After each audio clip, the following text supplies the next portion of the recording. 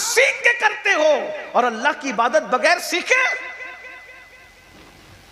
2 रकात नमाज जो फर्ज की, जो फजर की सुन्नत है, उसके बारे में मेरे आका फरमाते हैं तमाम दुनिया की नेमत एक पढ़ने में और फजर की 2 सुन्नत एक पढ़ने में, पूरी कायनात उसके बराबर। जब सुन्नत का ये आलम है तो फर्ज का आलम क्या हो, उसको बगैर सीखे पढ़ते हो।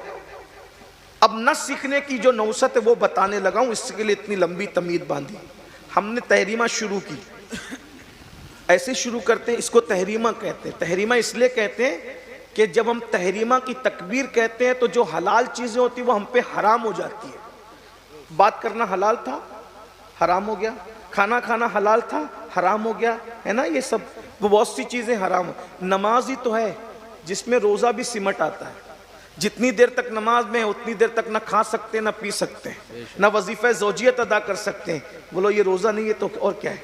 सूफिया फरमाते हैं 18,000 मखलूकात की इबादत 2 रकात नमाज में सिमट आती है, उसको नमाज कहते हैं। आप समझते हैं नमाज को, लेकिन सीख कर तो पढ़ो, ऐसी पढ़ो जैसे अल्लाह रसूल चाहते। तो आपने शुरू की, बहरहाल जो बात समेट रहा हूँ, उलमा की तवज्जो चाहता हूँ, अगर मसला बताने में गलती करो तो इस्लाह करें। नमाज शुरू की, नमाज, अब मेरी तरफ देखना, नमाज ऐसे शुरू की। नमाज कैसे शुरू की? ऐसे शुरू की। दिल में आपने पहले तो सर झुका लिया और उसके बाद दिल में आपने अल्लाह अकबर कहा। पूछो मुफ्तियान किराम से, उलमा से, आपकी नमाज ही शुरू नहीं हुई। क्योंकि एक है नमाज सोचना और एक है नमाज पढ़ना। नमाज सोचने का हुक्म नहीं है, नमाज पढ़ने का हुक्म है। और पढ़ने की तारीफ फुकहा के नजदीक ये है कि इतनी आवाज से पढ़ें कि अगर शोर नहीं हो रहा हो तो आपकी आवाज आप खुद सुन सके, इसको कहते हैं पढ़ना। जैसे यूं देखिए, अब आपने यूं नियत की थी ना, लेकिन ये नमाज ही शुरू नहीं हुई। 14 रकात पढ़ ली, खुश है, मैं तो तहज्जुद भी पढ़ रहा हूं मौलाना, लेकिन वो नमाज ही नहीं हो रही है। अब नमाज शुरू कैसे करेंगे? अल्लाहु अकबर, समझ में आई? कुछ फर्क समझे? नहीं समझे? समझे? आवाज इतनी निकली कि मेरी माइक था तो दूर तक गई, माइक ना होता तो मेरी आवाज मेरे का। फिर उसके बाद लोग होंठ भी नहीं हिलते, पढ़ रहे हैं दिल में सुब्हानकल्लाहुम्मा व बिहम्दिका, लेकिन नहीं सुब्हानकल्लाहुम्मा व बिहम्दिका व तबारक अस्मुका व तआला जद्दुका व ला इलाहा। ये अब मैं ये नहीं कहता कि ऐसी कितने लोग पढ़ रहे थे और क्या पढ़ रहे थे। आप 40 साल के हो गए लेकिन आपने इस तरह नमाज नहीं पढ़ी, तो आप अगर 20 साल की उम्र से भी नमाज शुरू किए, नुकसान किसका हुआ? किसका हुआ? आपका हुआ।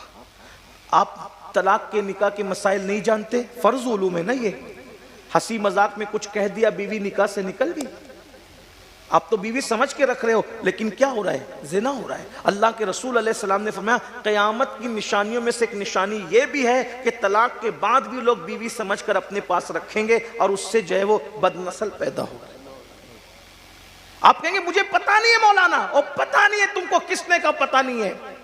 जब आप मोबाइल सीख सकते हो, कंप्यूटर सीख सकते हो, बाइक सीख सकते हो, रिक्शा सीख सकते हो, सब चीज तुम सीख रहे हो, तो क्या कुरान और हदीस की तरफ से ये हमें नहीं कहा गया कि इल्म सीखो?